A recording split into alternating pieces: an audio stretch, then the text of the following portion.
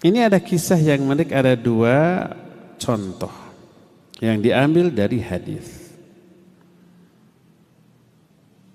Saya nggak tahu ada nggak orang kayak begini zaman kiwarinya.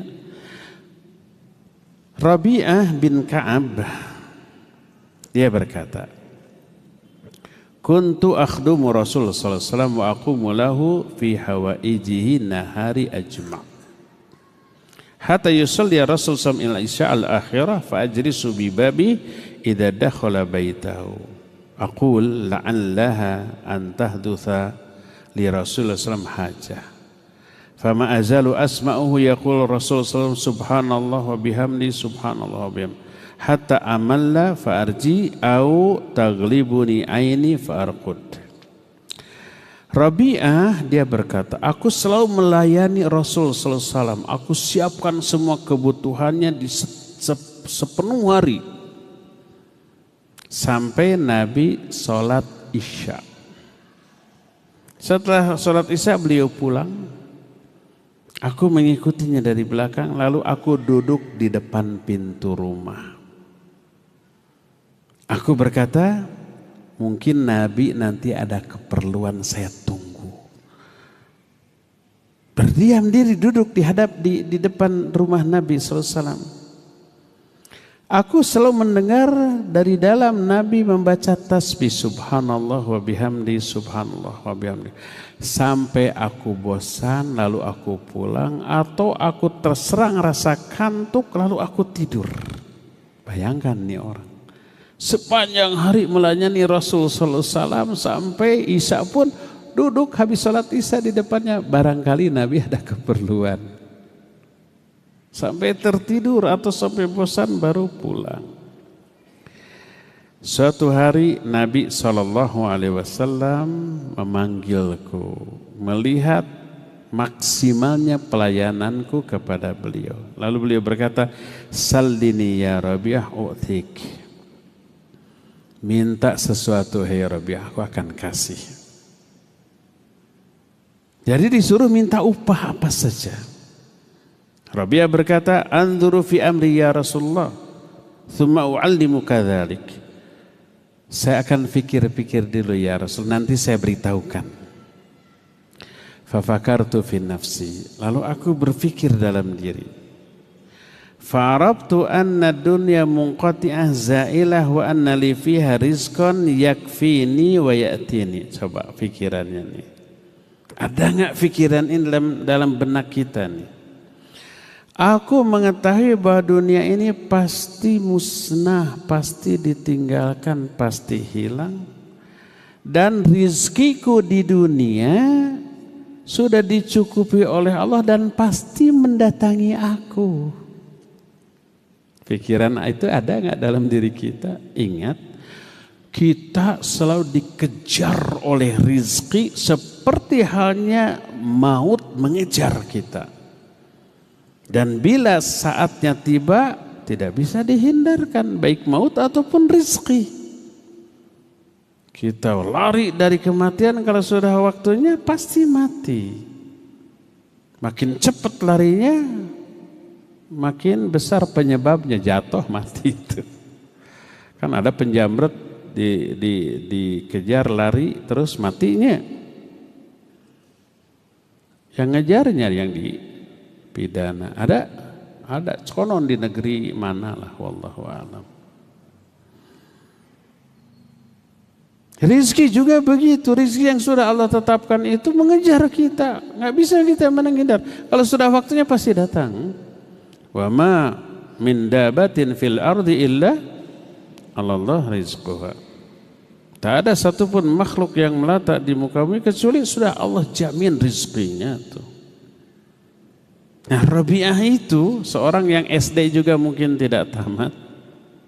Mungkin belum ada SD saat itu. Pikiran itu sudah bukan pikiran lagi, keyakinan. Dunia ini pasti musnah, pasti ditinggal, pasti hilang, dan rizki jatah saya di dunia sudah dijamin. Maka dia sudah punya ide apa yang dia minta.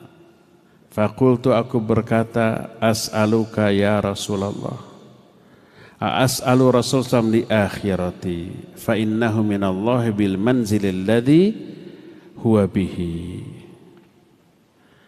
Aku akan minta akhirat kepada Rasul sallallahu alaihi wasallam. Karena Nabi sallallahu alaihi wasallam memiliki kedudukan yang khusus di sisi Allah.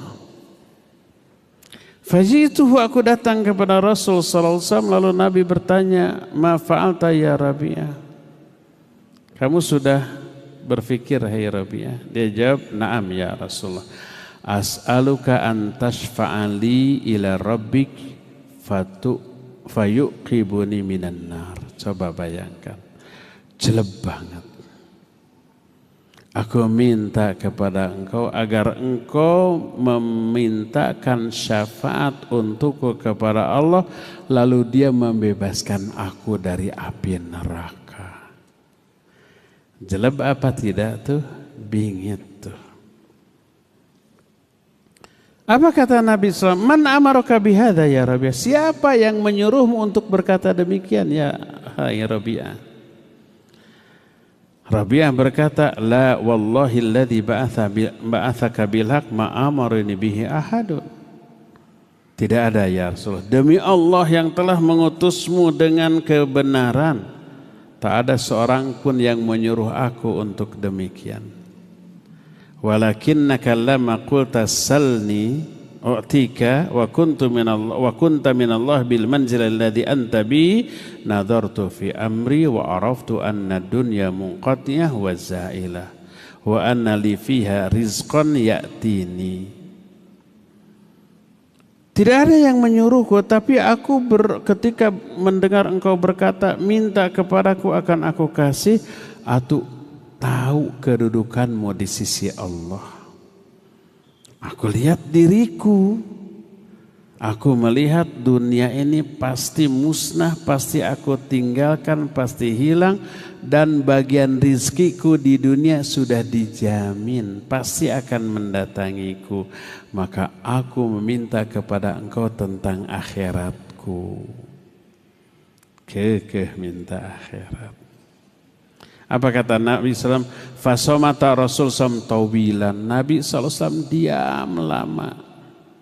Setelah itu berkata, inni fa'il. Aku akan lakukan. Fa'inni ala nafsika bikathrati sujud. Tapi tolong bantu aku untuk bisa menolongmu di akhirat dengan memperbanyak sujud. Hadis ini riwayat Imam Ahmad, Imam Ibnu Hibban, tapi ada juga dalam kitab Sahih Muslim dengan sanad yang sahih.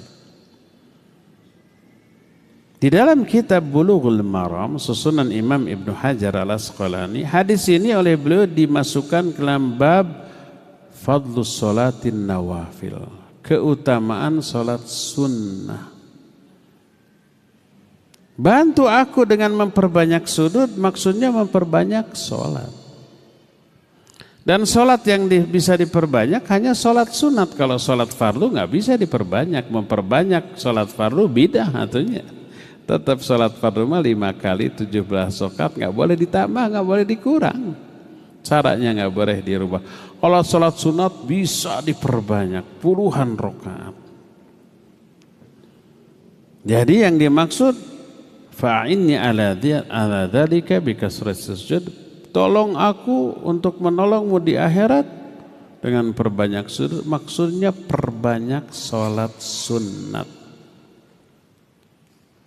Kata Imam Ibnu Fandur ma'asobanul khair bitafakkurihi.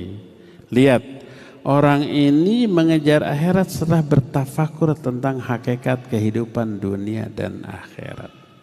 Lahir sikap yang mencengangkan Nabi SAW. Ini contoh pertama.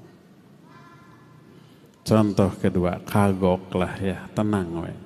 Tong rusuhan moal ka mamana ya.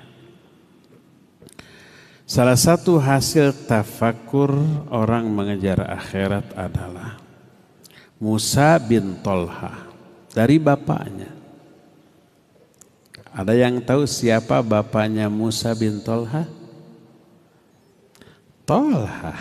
Kan Musa bin Tolha itu Musa anak Tolha. Siapa bapaknya Musa? Tolha. Dari bapaknya juga namanya Tolha bin Ubaid. Anak dengan bapak sama-sama Tolha. Annahu atahu malun min Hadramaut sab'umi'ati alaf. Oh, Masya Allah. Dia memperoleh harta dari Hadramaut sebanyak 700.000 dirham. 700.000 itu nolnya berapa? 5 ya? Dirham loh. Zaman Kiwari 1 dirham itu 60 atau 70.000 rupiah. 1 dirhamnya. Punya 700.000 dirham. Berapa rupiah? 700 kali 70.000. 7 kali 7 berapa? 49. 700.000 nolnya 5, 70.000 nolnya 4. 4 tambah 5, 9.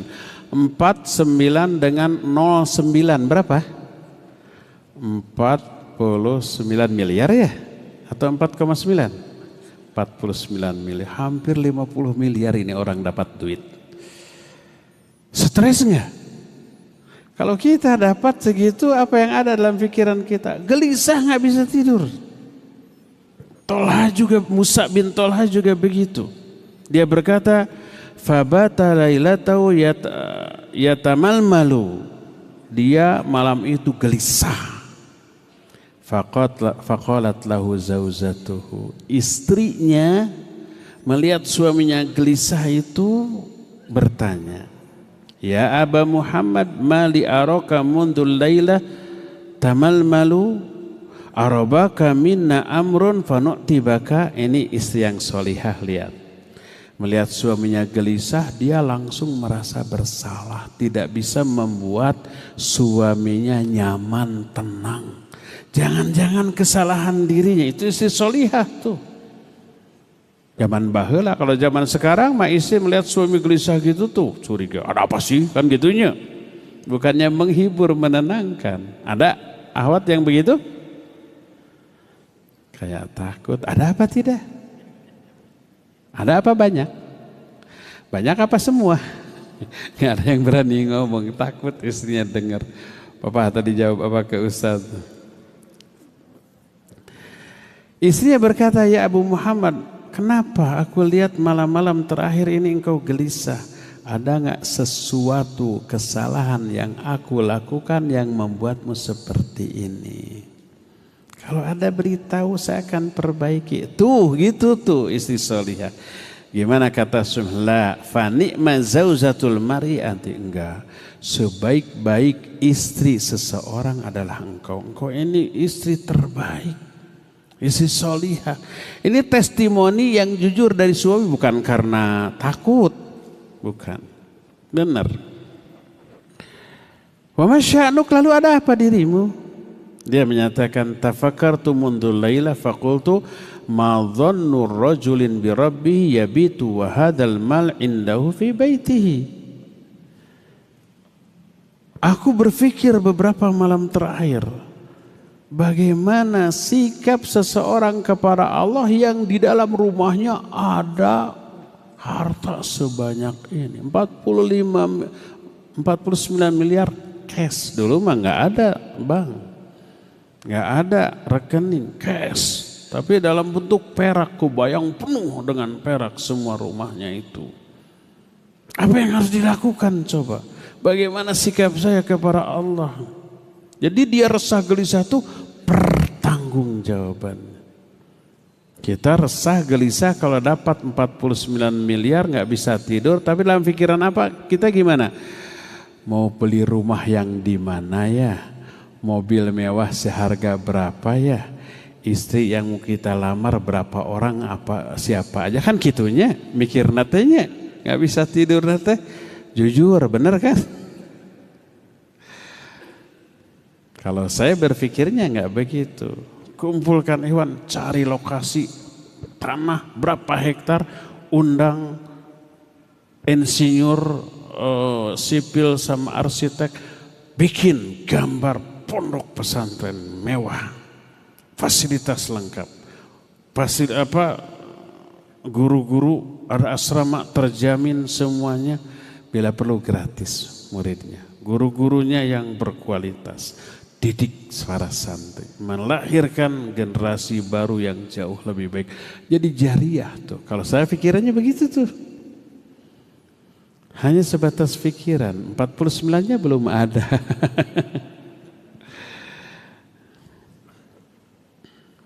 Apa kata istrinya? Ini istri solihah. Istrinya berkata, fa'ina anta min ba'di akhlaqik. Terus akhlakmu selama ini kemana? Kok bingung? Suaminya menjawab, wa ma huwa akhlak yang mana? Qalat, istrinya menjawab, idza sabahta da'auta bijifanin wa qisa'in faqasamtahu ala buyutil muhajirin wal ansar ala qadri manazilihim. Kan selama ini kamu setiap pagi menyuruh orang-orang mengumpulkan piring, nampan, diisi makanan, disuruh disimpan di depan rumah muhajirin, ansor dan orang-orang fakir miskin, dikasih tanpa diberitahukan siapa yang memberinya. Kan akhlakmu selama ini begitu. Apa yang terjadi? Kata suaminya, yarhamukillah, innaki ma'alimtu muwafaqah ibnatu muwafaqah. Semoga Allah merahmatimu. Ini istrinya melihat suaminya banyak duit itu tidak cengengesan. Wah, beli HP baru, mobil baru, perhiasan. Kan gitu, enggak begitu. Bagikan seperti selama ini kamu lakukan. Didoakan oleh suami, semoga Allah merahmatimu, engkau seorang perempuan yang dapat hidayah dari Allah, anak seorang perempuan yang sudah dapat hidayah dari Allah.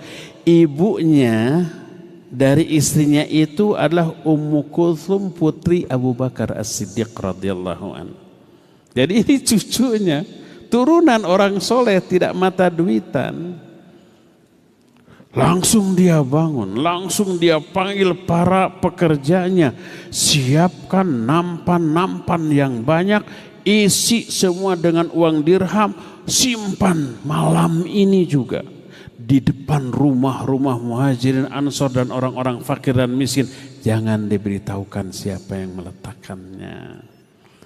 Dibagi habis semuanya. Masya Allah. Coba lihat. Ada nggak konglomerat yang seperti ini sekarang? Kayaknya tidak ada.